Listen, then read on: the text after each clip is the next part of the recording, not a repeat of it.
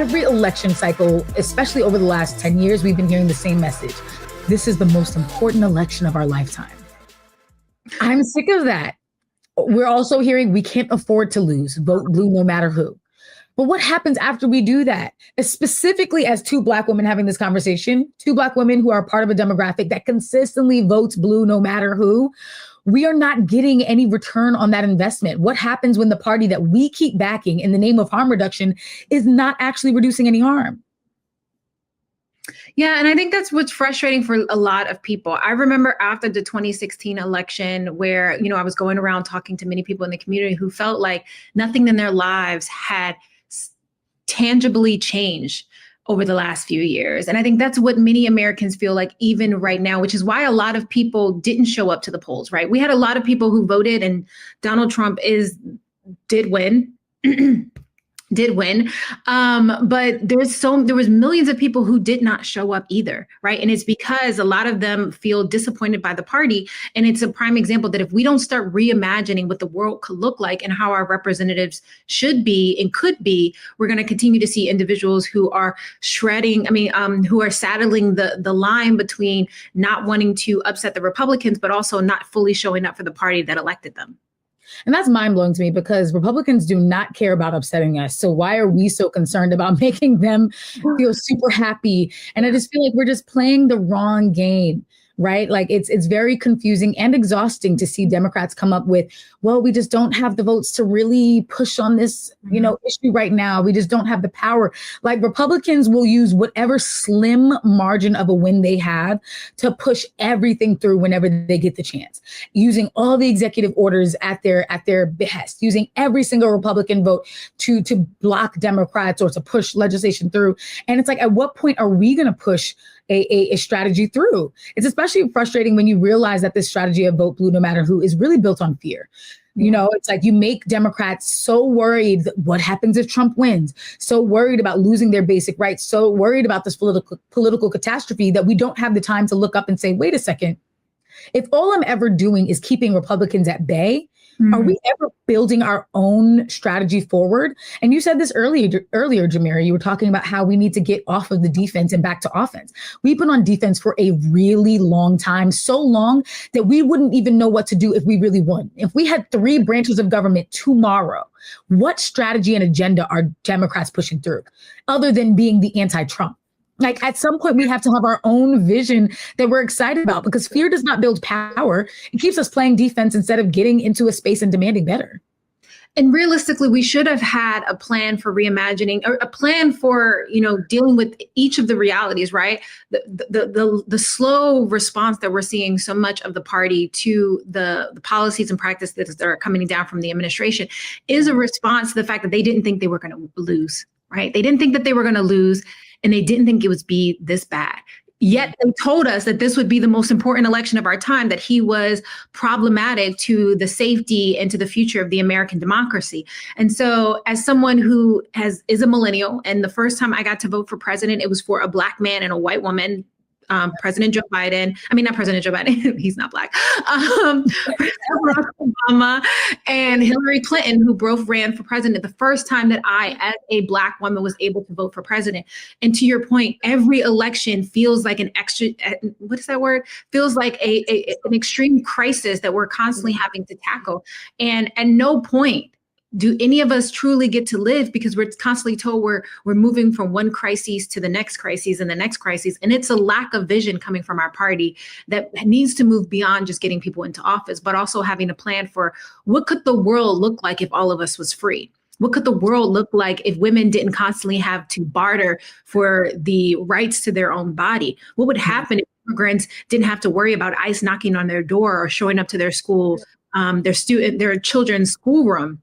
Yeah. None of that ever, I feel like, is truly discussed in a way that makes any of us feel whole or any of us feel hopeful. Yeah, 1,000,000%. There's no dreaming happening right now. And so when the left does dream, it's like moderates within the Democratic Party are like, oh, that's illegitimate. That's pie in the sky. And it's like, I for one, would love to see a little pie in the sky something. Give me something that I'm like, that's just crazy enough for me to want to see what even shoot for the stars and shoot for the moon. And even if you don't make it, at least you're among the stars. Like, let's say you tell me you're going to get complete student debt cancellation, universal health care, and you're going to legalize marijuana. Okay, I want to see what getting 1 out of the 3 looks like. Like, I'll take part of the way there.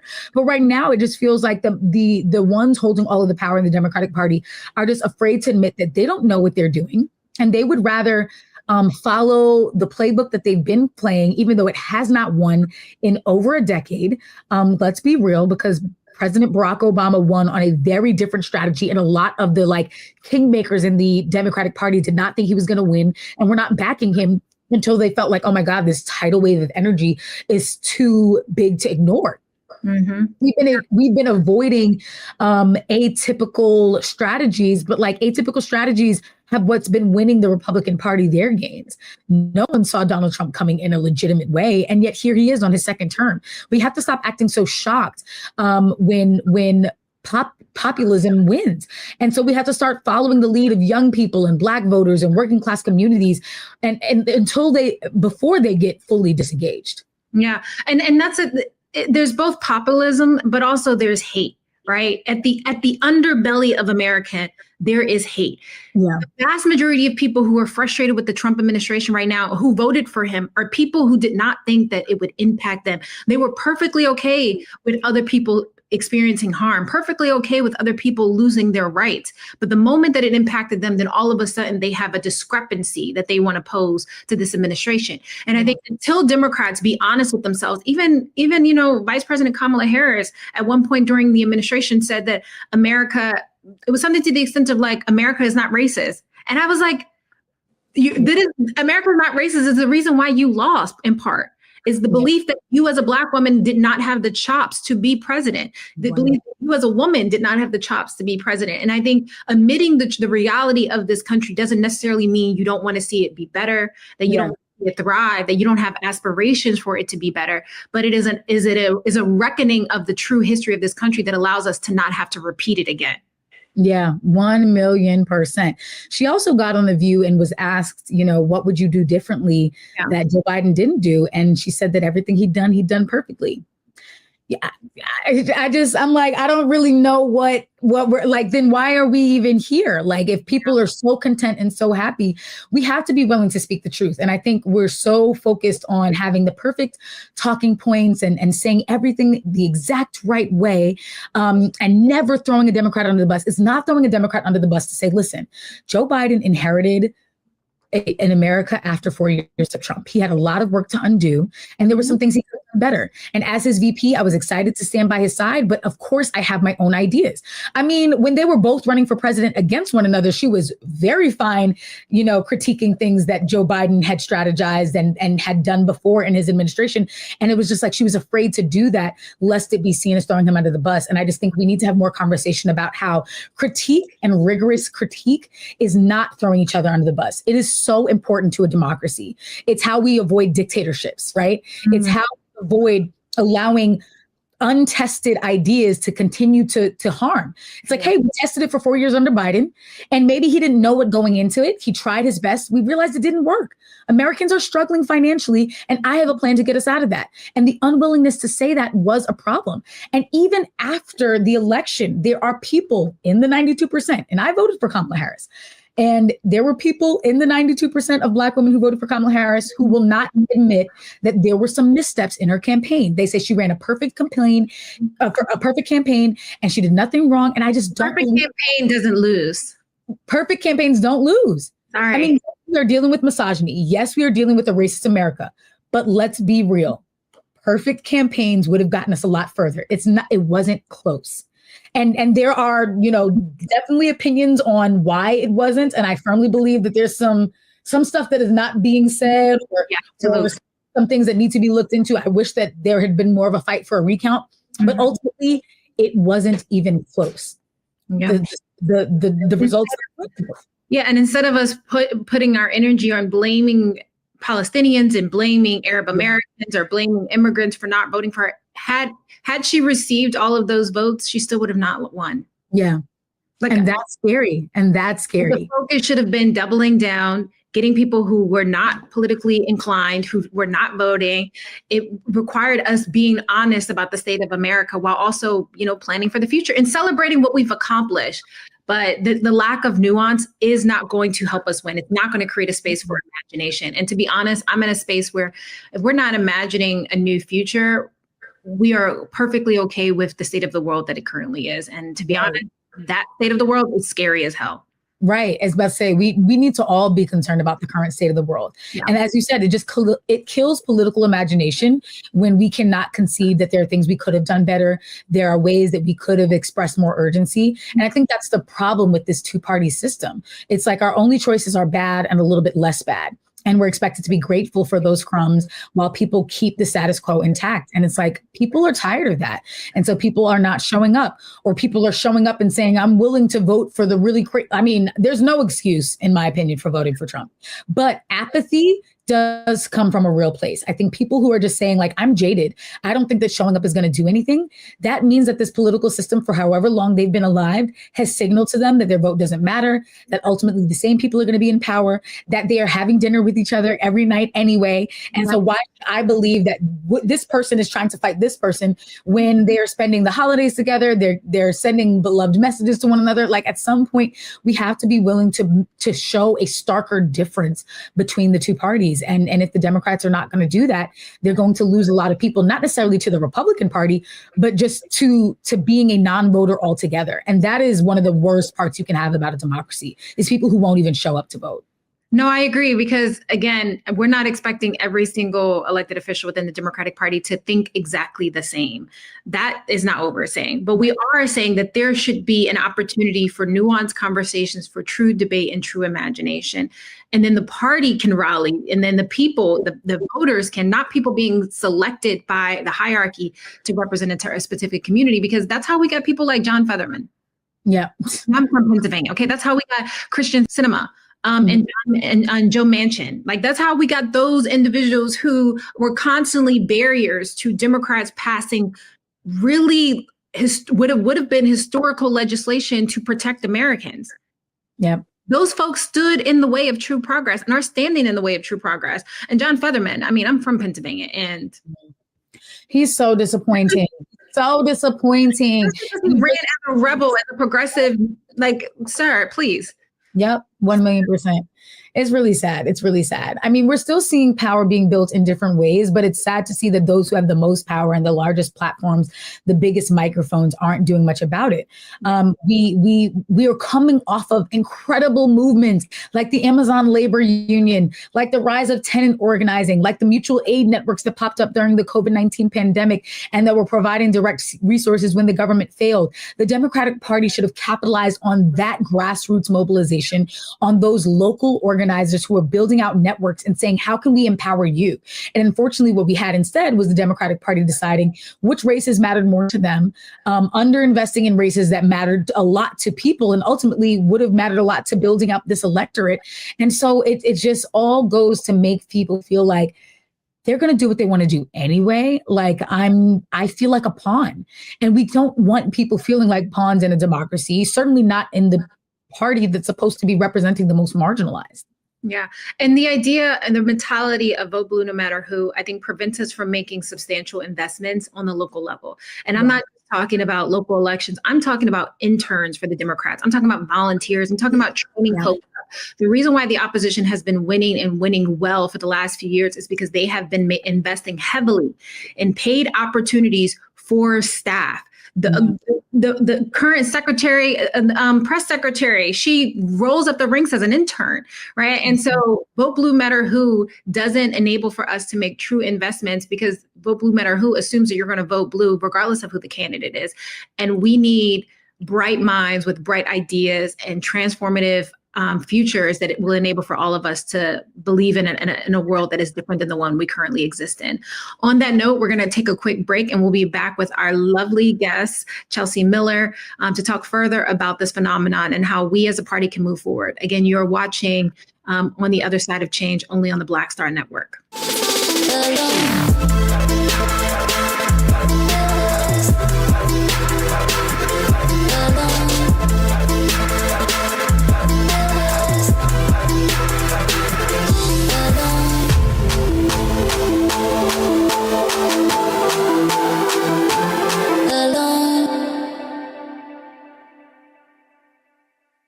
Hello, I'm Isaac Hayes III, founder and CEO of Fanbase. Listen to what I'm about to tell you.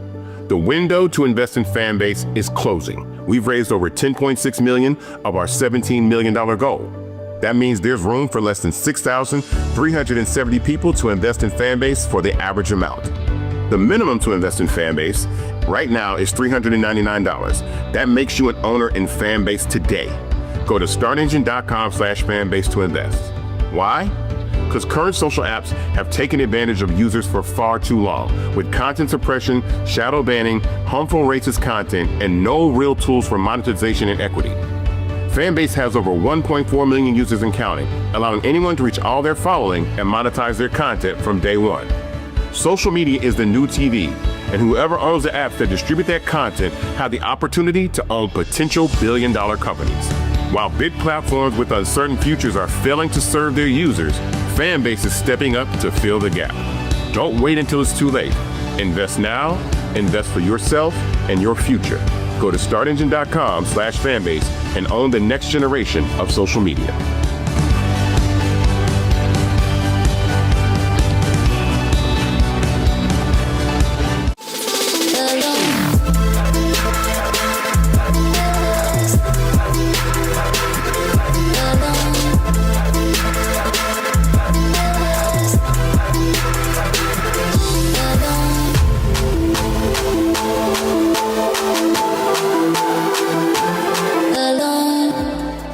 We are back on the other side of change, only on the Black Star Network, digging into voting blue no matter who and why that is not a real strategy.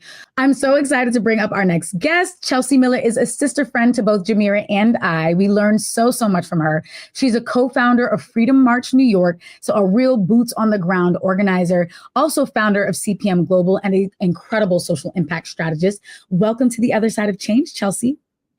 Hi, I'm so excited to be with y'all today. I feel like there's a lot for us to get into. Oh, so much for us to get into. So much for us to get into. We couldn't talk about imagination without having, a prominent Gen Zer on the line telling us how they are envisioning the world in an entirely different way, which I love. I think people rag on Gen Z all the time, and I'm like, why? They're saying the things, doing the things that none of us are brave enough to do. Yeah, a lot of that stems from fear, but we know that you just have to push through that and keep applying the pressure. And a lot of the things that we say end up coming to fruition, and that's why we are in the situation we're in now. So okay, no Thomas. Okay, we support that.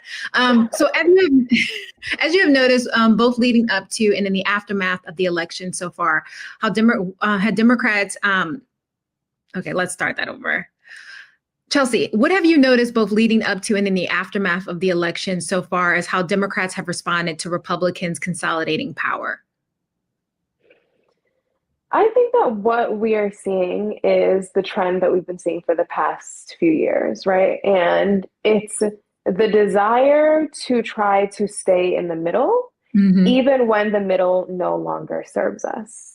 And what we have seen is that there is a deep, deep desire across the country for people to understand who our leaders are, what they believe in, and whether or not they actually stand with them. Now, the problem is that the Republican Party, between the tales that they have crafted for themselves and some of the truths that they've doubled down on, and the fears of American society that they have used to their advantage, have built and mobilized a base. And let's be even more specific. We're talking about MAGA. We're talking about Donald Trump. Because we know that the Republican Party, as it stood years ago, the revitalization that took place was because of the Trump election and the Trump movement, right? We remember the time when Republicans didn't even want to give Donald Trump the nomination. But because of the resurgence of a movement, that is what catapulted the Republican Party. The problem is that the Democratic Party is afraid of their movements. In fact, the Democratic Party has begun to believe the things and the lies that have been told about them, and they have now started to believe those lies themselves. And as a result of that, it has stagnated the party. It has stagnated our base, and it has led to what you all were talking about earlier, right? This sense of essentially just the disillusionment for so many Democratic voters who were like, we were ready. We were ready to show up and do the work. We were ready to get behind the Democratic Party. We were looking for our movements. And every single time we tried to bring the energy of a movement, y'all said, simmer down. We're going to try to stay in the middle. And so now look what the middle got us. This is where we are. Yeah. Whoo, wow. You just said with our knees ashy. That's what it got us. No, but for real. And you just said such an important word, especially I want to pull out what you said as far as the Democratic Party is afraid of their movements, the movements on the left. And what's interesting is they're looking over at the Republican Party like the grass is greener. And instead of saying, oh, they are empowering and emboldening their grassroots movement, let's do the same with our movement. The Democratic Party moderates are just trying to latch on to the Republicans movement instead of owning up to who we are.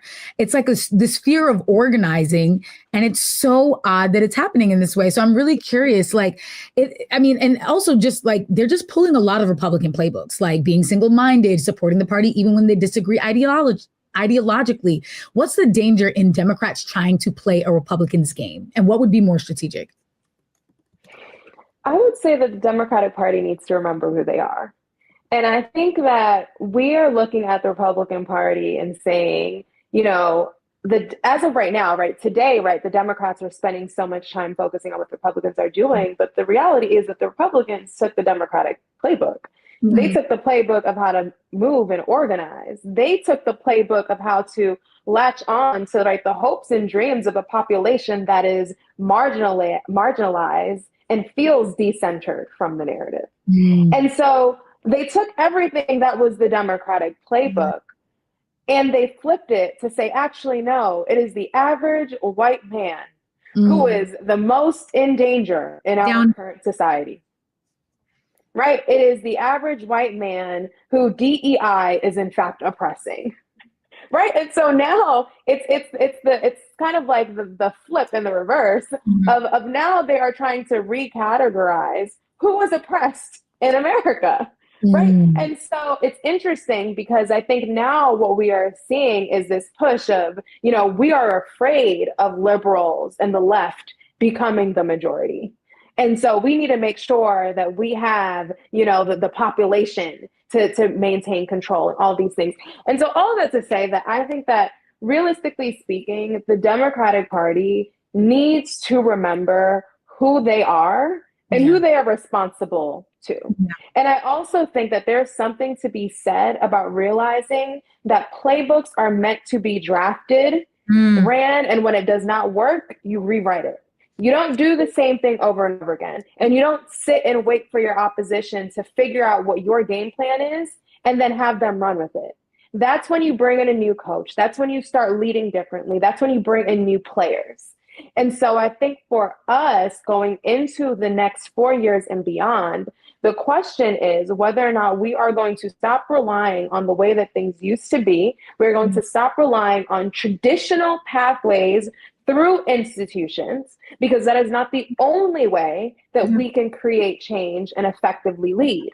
That also requires us to show up and be in community. That requires us to listen and stop fearing young people on the front lines. Stop fearing Black women showing up and leading and saying how we're supposed to do it and why and the tone of our voices, but really think about the way that you want to propel a vision. And I think that the moment that we stop hyper-focusing on MAGA and Trump and Project 2025 and all of these things, because all of that is doing is allowing us to be reactive, when now is the time for us to start building out a plan. Yeah, it's so I'm so happy you flagged that in regards to the idea that plans are meant to be changed, right? If the times change, we have to have a plan to meet the moment. And the idea that you have Republicans and their opposition planning for Project 2025 for years, and there is no equivalent plan on the Democratic side, it just goes to show you the lack of preparation. But also, as someone like you, Chelsea, who have really organized folks in community, but also in the C-suite, what do you think the discrepancy is when the Democratic Party say vote blue no matter who, with the recognition that there are actually young people who are ready to lead if they were given the opportunity and the resources to do so? I would say that the discrepancy is something that we saw coming, and we knew that it would hurt. And we knew that if not addressed, that this would be where we are. And so being on the front lines and seeing the movement and coming in, I mean, Freedom March NYC was birthed in the midst of the George Floyd uprising. And so when we were on the front lines and also in the midst of a global pandemic, we saw already that institutions do not always work. We saw already that the only time that these things are effective is when there is a status quo.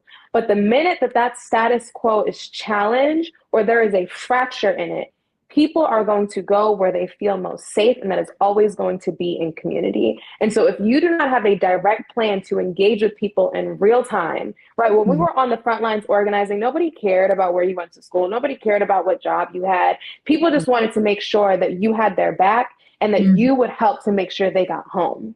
Yeah. And you believed the same things that they believed, and you saw them as human. We forgot the importance of showing people that we stand with them as a Democratic Party. And when you decide that there's nothing that you will stand for, then you will fall for anything. And what we saw with this past presidential election, and what we are seeing now play out all across the country, is that the Democratic Party and Democratic candidates and Democratic races all across this country are falling for anything.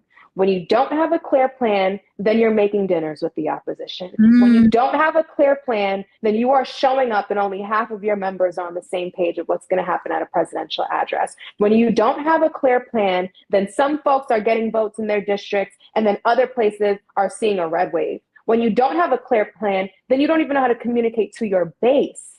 How can your base even trust you with the direction that they're supposed to be headed in if even leadership is unclear of what that looks like? When you don't have a clear plan, the only thing that's going to be your talking points is Trump, instead of bringing it back to what the American promise is and what people need right now to feel safe. Yeah. Couldn't have said it better. And let's call a spade a spade. Let's name the things. And I think that's also one of the biggest frustrations that we've seen with the Democratic Party is the communication crisis. No one is naming it and saying what it is. And we are assuming that somehow people are not intelligent or uninformed, as though we're not living in a digital age where everyone has access to a phone. And so we'd rather blame the technology instead of blaming the conditions. We'd rather say it's an issue with the algorithm instead of saying what is feeding the algorithm.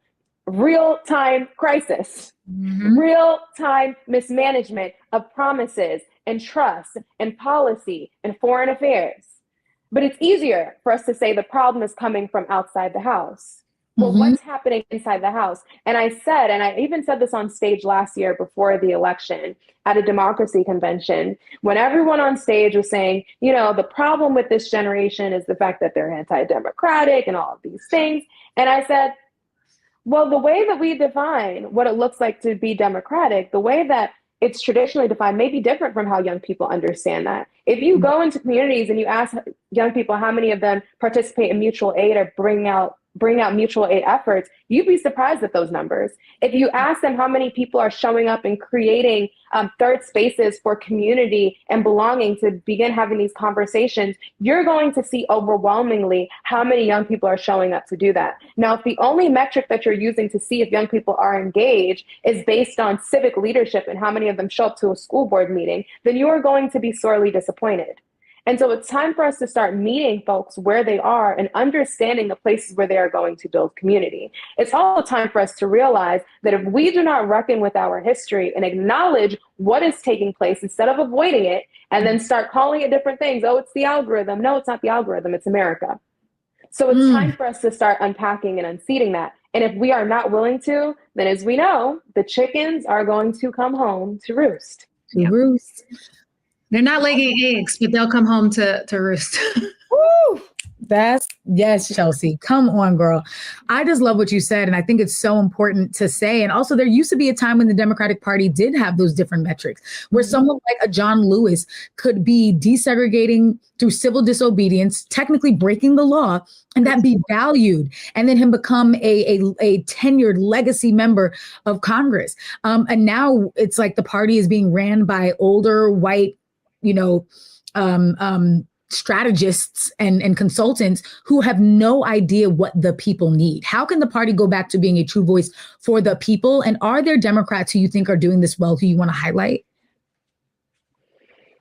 I am going to hold my flowers because we still have a long way to go. But this is what, because listen, I'm expecting a lot, and we all need a lot. And right now, I don't think it's the time to give roses just because we are in the midst of a crisis. Yeah. And I think that the reality is that there is so much more that needs to be done. And Americans are hurting. And a lot of this stems from that, right? From a historical standpoint of racial division that hasn't been healed. Now we have critical race theory. We have books being banned. We have all of these things that are happening across our country that is creating this divisiveness that is not new to this generation. On top of that, we have a party that right now is being fueled by who has the greatest dollars. When, as we know, what wins elections, of course, is going to be money, but it's going to be people.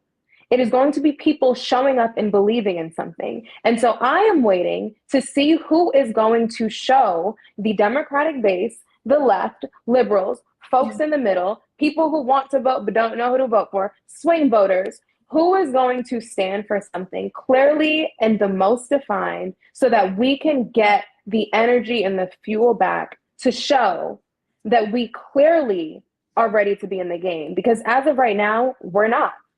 Yeah. Which is truly disappointing. Okay, last question that we have for you, Chelsea, is in the meantime, what is the best the best way for people to work within the current systems that will enable for us to strengthen the advocacy that we all need in order to get us to the place that is going to allow all of us to be free? We love this question because we're putting the power back into the hands of the people. So I would say that the best way to do that is to organize. And I was just on a call this week and I was saying this. Organizing does not solely have to be being on the front lines and marching. If that is your calling, then you go and do that. I'll also speak about marching a little bit. But the greatest thing that you can do is be clear on what your plan is and bring like-minded people together to execute on that. Some of the greatest movements within our country did not happen on social media. It is a tool, but it cannot be the only tool. And so it is important for us to begin building our communities back with relational organizing, knowing who your neighbors are, starting to have those conversations on it, even if it's on a local level, because we know that you can build models for success on a local level. Not everything has to be, how can we get the millions to be on the same page? Sometimes it's the few thousand that are in your community, just like in Freedom Summer. Okay, they weren't out here posting on social media. They didn't have social media in 1964. Okay, it was a couple hundred college students that went down to Mississippi to partner with local leaders to organize to get Mississippi Black folks to go and vote and have their rights. And because of that, that's what led to the Voting Rights Act, the Civil Rights Act, all the things that were passed. A few young people who showed up, went to go and live in community with each other, were writing letters home to their parents. And because of that, that completely shifted the landscape of America as we know it. And now we see those things being rolled back on. The second thing that I will say is that it is time for us to ask ourselves, because marching was something that was seen as radical in the 60s. There's a reason as to why they marched, because around that time, even within that generation, it was illegal to even be able to congregate. It was illegal to be able to even know how to read and write, to even be able to spell your own name. And so when you saw thousands, tens of thousands, millions of people coming outside and showing up for something, that was radical. We are in 2025 where we have marched before. The blueprint has been set for that. What is our blueprint for 2025 and beyond that is going to be just as transformative, just as disruptive as a march? not a march, just as disruptive as one. And I think once we start asking ourselves those very serious questions, that is when we will get to a point where in the next 50, 60 years, we can say that we've done our jobs and give ourselves some roses. Yes. Love it. Well, we thank you so much for participating in this episode. Tell the folks how they can stay in contact with you. Stay in contact with me at the Chelsea Miller on Instagram, and I'm always up to something, whether that be producing a docuseries or organizing some initiative or being in community. I am outside, so definitely get involved. No, we are Miller, the big one, not the little one. Yeah, and one of the few people that isn't just like yapping for yapping's sake, but actually putting work, her words into work and actually producing real tangible change that is going to impact communities. And she's done that already. So we truly appreciate you being a guest on this show, and we look forward to having you back at a later date. With that being said, this is The Other Side of Change. We're going to take a quick break, and this is the Black Star Network.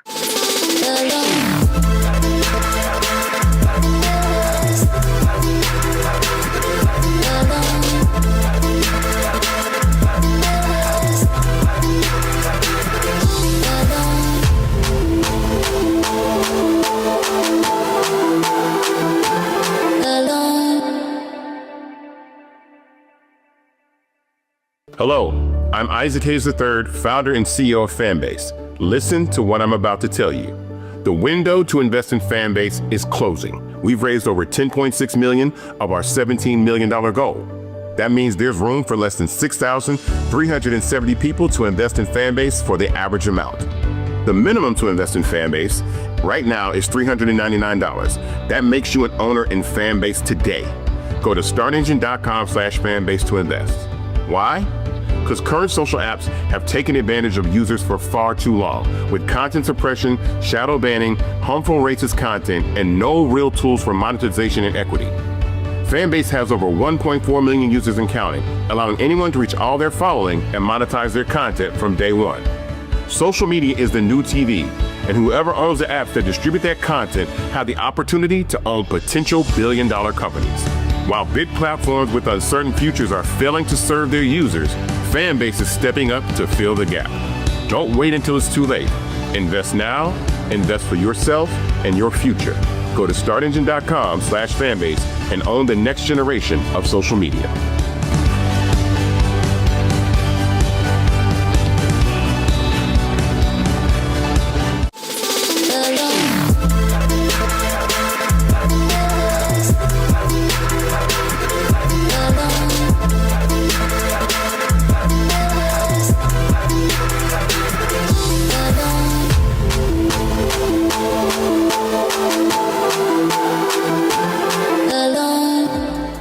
We are back with The Other Side of Change, only on the Black Star Network. Joining us now is my good sis, Alliyah Logan.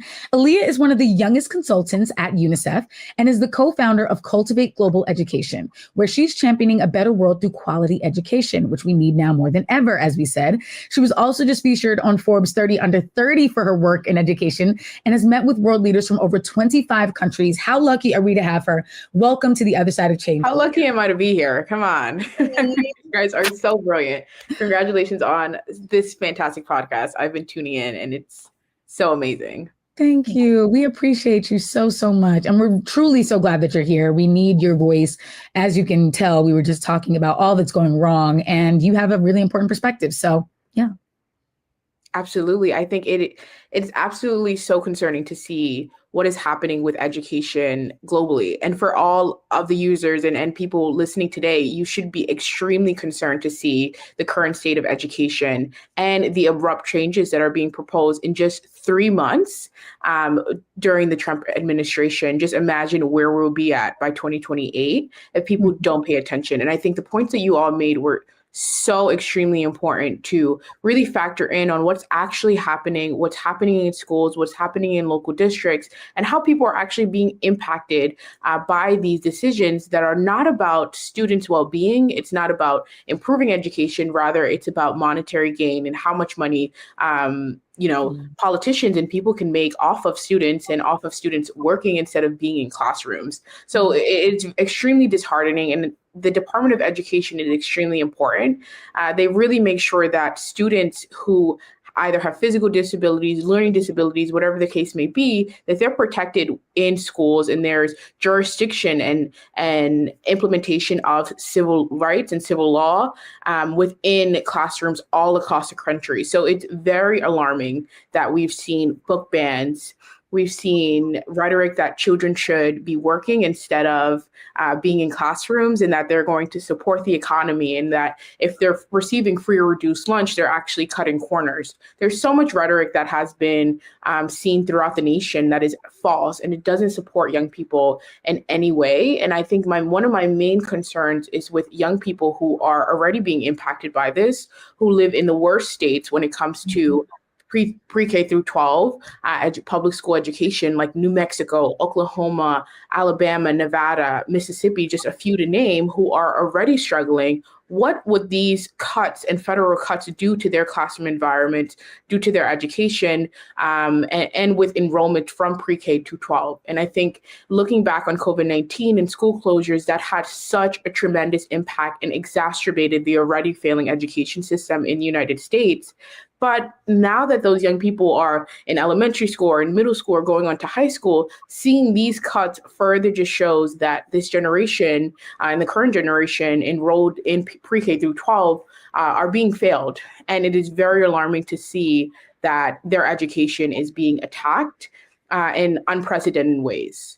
Yeah. Alliyah, historically, we know that education in America prior to Black folks integrating into white schools was high quality education. We also know that college used to be free before Black folks started integrating into those universities. And as all of us are Black women, I think it would be remiss of me to not mention, that Black women are currently one of the fastest growing, highly educated women, highly educated people in the United States. Tell us a little bit more of how education has led you to this work and why it has been important to your own life and why you continue to advocate for it, both on the local and international level.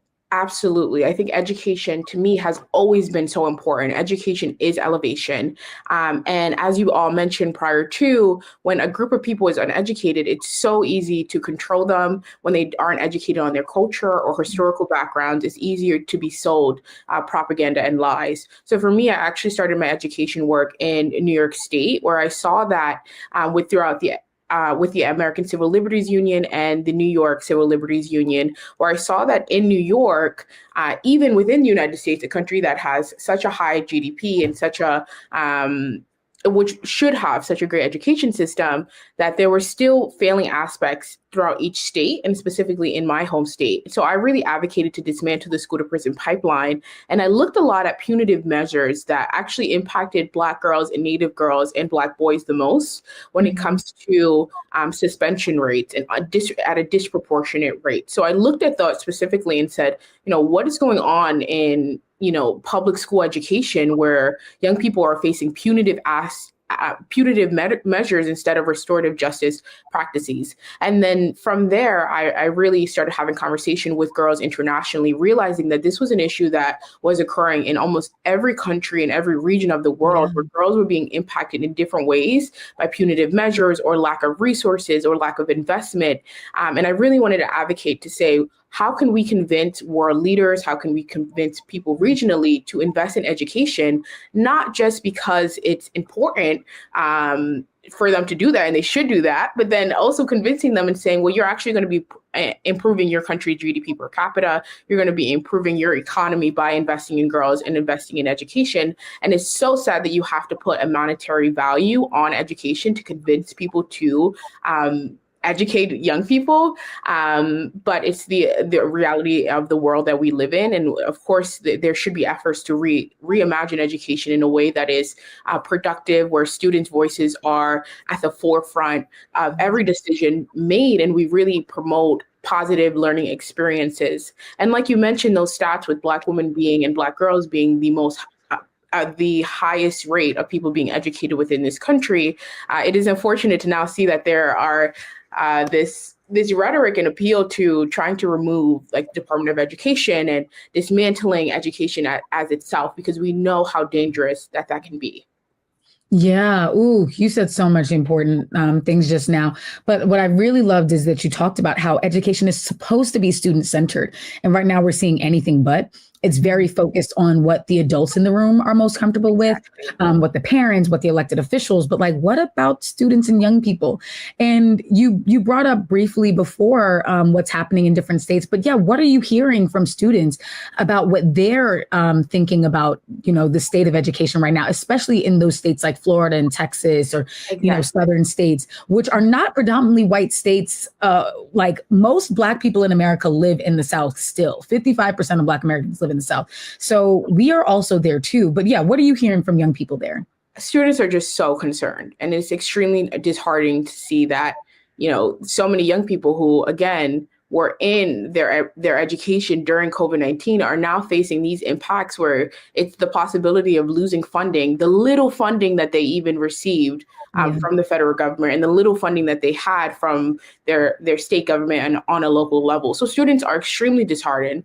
And I think that we're in a time where there's so much misinformation being spread, but within that, because of social media, we're really able to share information widely and reach a wide audience of people. And my concern is that with this administration, the plan is to make sure that, so many headlines are coming out, you're not paying attention to what's actually going on, and then you're ignoring policies that are happening. But I think young people have been extremely engaged from all sides of the political spectrum and from many different backgrounds with advocating for education and advocating for their education. And for me, I'm so concerned about students living with physical disabilities or learning disabilities, those living below the poverty line.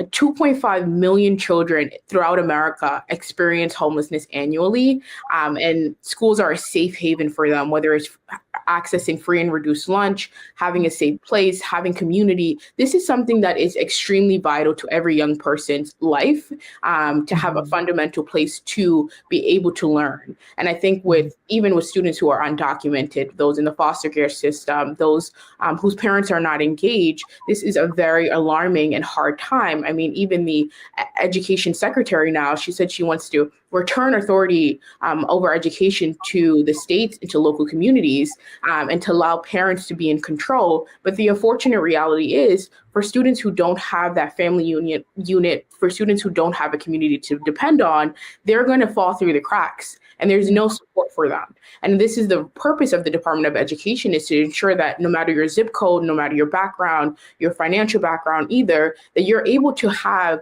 a strong and basic education. And I would argue within my work, I've been advocating to have an equitable education, which is one of the words that are like, that have been banned, that you can't say anymore, that it's like way too woke to say equitable now. But it is important to have equitable education and to ensure that every student has the resources that they need as an individual and as a larger collective to succeed. Yeah. It feels like a very full circle moment, because attacks on education have always gone hand in hand with authoritarian politics. How do we fight back? From your perspective, as someone who has been a youth advocate for so long, who has worked on both the domestic and international level, how do we fight back, especially when those attacks are happening, not just, as a cultural war, but also on the policy level?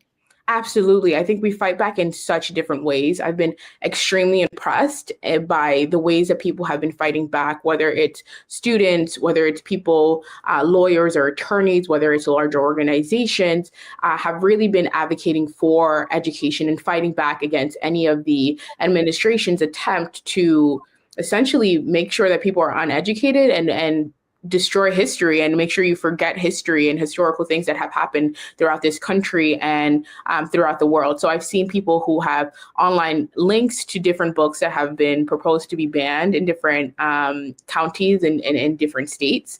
I've seen people who have started GoFundMes for education and for books and for resources. And I've seen a lot of community. And I think that's something that is so important. When you see these headlines,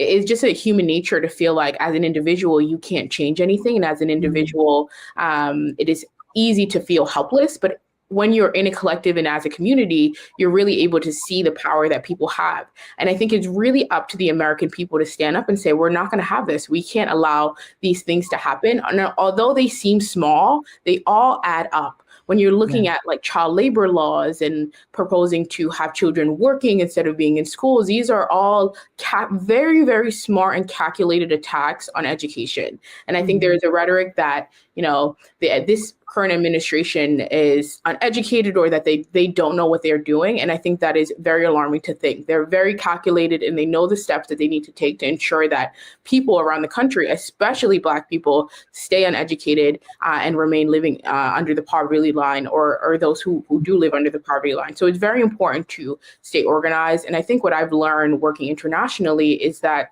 there's so much more power in numbers and understanding that we should be advocating for things together instead of as an individual. So I've really seen so many different people around the world advocating for funding, for spaces for students, gender transformative education curriculum to be implemented in their states and in their schools. And I have even seen and worked with organizations like the XQ Institute. And they're so fantastic. And you guys should research them. They do advocacy and just rethinking the high school experiences. So there's organizations, there are people out there that are doing the work. It's really about continuing momentum and not feeling helpless, like feeling that you are on your own, where rather you should be feeling more energized to be involved in different and various ways. But I've been extremely impressed to see how people have been really engaged. And it's hard to be positive during this time, but it is important to say that, we have to stay focused. We have to advocate for education because we know what works and we know what doesn't work. What doesn't work is what's currently happening and what has been happening throughout this country. And what we need to do is really reimagine education where students' well-being and interest and educations are at the forefront of all decisions. So true. And shout out to XQ Institute. They have a really great documentary called The First Class, which people can watch online for free. And it talks about some of the ways that they're reinventing high school education, making it more interactive, more innovative, encouraging students to ask questions and to not purport that there's a right or a wrong answer, but there's a story that we've unveiled and a truth from history, but also there's ways that we are making history each day. So definitely love that shout out. Also, I appreciate you talking about your international work. And I am curious how these attacks are shaping international perspective on the US, because we are global citizens. And so what we do affects other people, but also it affects how we are looked at by other people. So you're doing a lot of work internationally. What is the conversation with some of the folks that you're working with on that global scale when they see what's happening in the US? I think it's humiliating. It's sad to see that the United States has taken such a complete 180 on the highway at that when it comes to human rights, civil rights, and even investments in different organizations and investments in humanitarian aid, like with the defunding of USAID and the impact that has had globally. I think America and the current administration can't just come in and say, we're not going to do this anymore if we for decades have been supporting humanitarian aid and was supposedly the forefront of democracy and like human rights and well-being. I think it's embarrassing to say the least. And I think other countries are noticing and witnessing that the United States is falling behind when it comes to its promises of being a beacon of hope for people internationally. And I think, unfortunately, it's setting an example of the wrong things to do when it comes to human rights, education, girls' rights in those instances. And there's so many countries around the world that are unfortunately also failing with education. I've seen the recent attacks for just girls' livelihood in Afghanistan, which is so unfortunate to see. But it is even worse when the United States isn't setting a proper example of what human rights and humanitarian law should look like within a country. So it's been a difficult time, but even within that, there's so many Americans who have continued to reiterate the importance of having various aid being given to countries around the world, having Americans have access to human rights. And I think it's difficult because in the United States, there's always this push to focus more on civil rights and civil liberties than looking at human rights. So America has always been engaged with different organizations like the United Nations, but has repeatedly failed, and it hasn't even ratified the Convention on the Status of the Rights of the Child. So there's so many instances where the United States could improve itself and could ensure that it is going on the right track. But with this administration, we're taking complete 180. But it is powerful to see how people around the world are advocating for people within the United States and how that could impact children everywhere and globally. And I think it's so powerful to see how people have been giving advice for their experiences living under dictatorships, living under regimes, and what they've done and organized and how they've fought back against political attacks and that we're seeing, unfortunately, throughout the United States. So it is so important to really stay educated and really stay engaged in what's happening internationally and seeing what Americans can do to ensure that our country doesn't go down the wrong path that is currently going down. Yeah, and I think it's really important. I'm really happy you talked about like humanitarian aid, because I think when this whole idea of America's first, that we should only focus on ourselves, forget what's happening around the world, totally negates the fact that humanitarian aid is not just a nice thing to do, but it's actually politically a safe thing to do. It helps to ensure that there is some stability and prosperity around the world. So it's less likely for folks to engage in violent activities or to join militias. And so by doing humanitarian aid actually makes us safer. And also recognizing that there are many communities around the world where children and families are victims of environmental causes, right? So they are refugees because of their communities being devastated. And so by providing humanitarian aid actually prevents less immigrants from coming to the United States, as many of those folks would be the same ones that say we have way too many immigrants. So I think folks need to, which is one of the reasons why they want to keep you uneducated, because if they're keeping you uneducated, you don't really see the connections of how our lives are so intertwined with those around the world that we can't separate ourselves from the tyranny or the displacement or the violence that is occurring elsewhere without also seeing how that is deeply impacted to what happens here to us every single day. Exactly. Preach, preach, preach. So tell folks where they can stay connected to you and where they can find out more information about the work you're doing. Absolutely. You guys can follow me on Instagram, stay closely engaged. And before I go, I wanted to read a quote by Paulo Freire.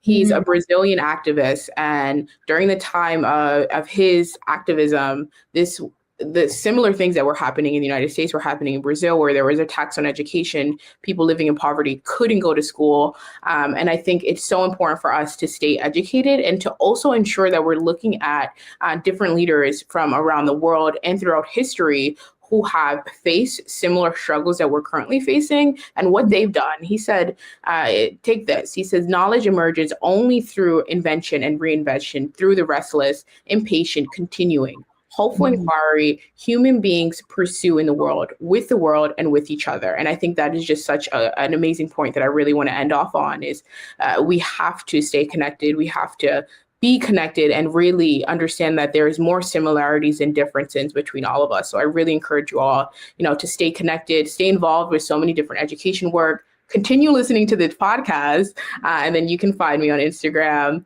and on LinkedIn. No longer on Twitter or X, but I'm there. Our own little form of resistance. We appreciate you, girl. I'm barely on there myself. I deleted the app from my phone. I would have to log in through the browser or something. Yeah, for sure. But yeah.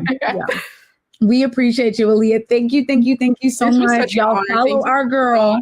And we'll be right back after this break. You are watching The Other Side of Change only on the Black Star Network.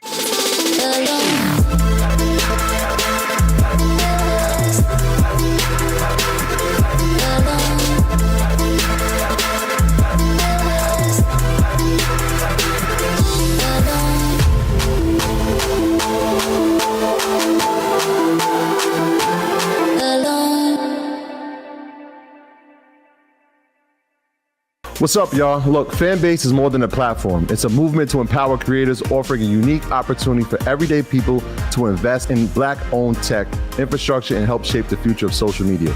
Investing in technology is essential for creating long-term wealth and influence in the digital age.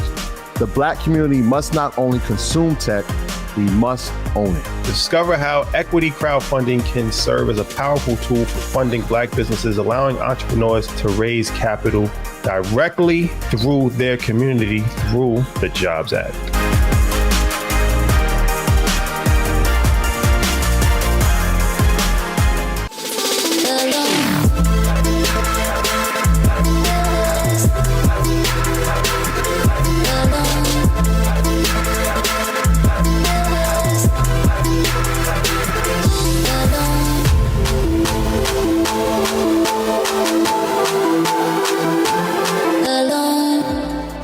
Welcome back to The Other Side of Change. As always, y'all know the conversation is far from over, but we hope this episode helped you to clarify the stakes in the fight ahead when it comes to protecting education and our young people.